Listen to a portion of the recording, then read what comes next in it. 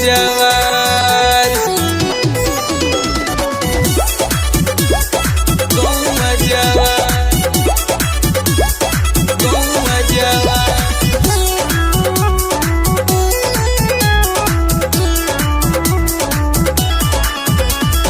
देवा बोरम नाम इनकर गुंजे जाए काजी देवा बोरम नाम इनकर गुंजे जाए काजी इनकर महिमा बा बहुत अपार जानेला पूरा गौवा जवार इनकर महिमा बा बहुत अपार इनके जानेला गौवा जवार कोहेला सभे हमें बाबा नागधारी कोहेला सभे हमें बाबा नागधारी इनकर महिमा बा बहुत अपार पूरा जानेला गौवा जवार इनकर महिमा बा बहुत अपार इनके जानेला गौवा जवार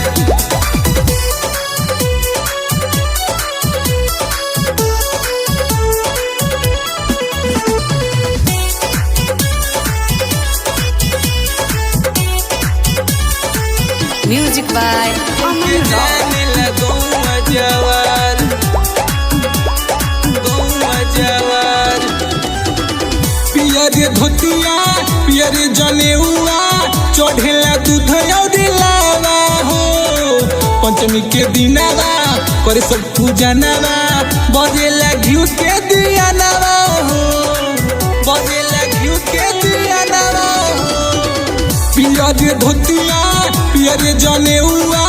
चढ़ेला दूध और लावा हो पंचमी के दिनावा करे सब पूजा नवा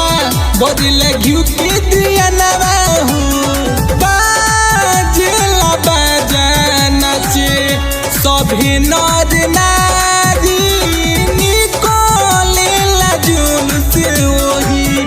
जाते बहुत भारी बरसेला सावन के फुहार इनकर महिमा बा बहुत अपार पूरा जानेला गौवा जवार इनकर महिमा बा बहुत अपार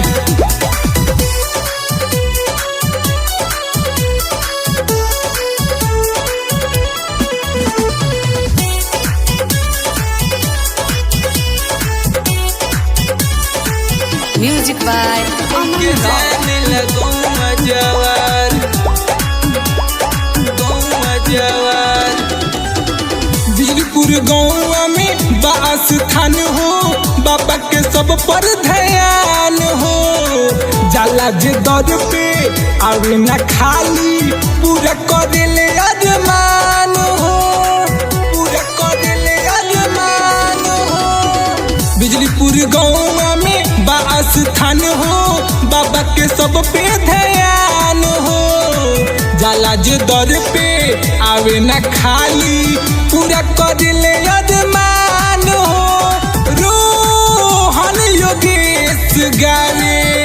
इनकर कहानी थोड़ा ही से दूर बाड़ी सरजू महारानी सब देखे जब नाग अवतार इनकर महिमा बा बहुत अपार पूरा जानेला गौवा जवार इनकर महिमा बा बहुत अपार।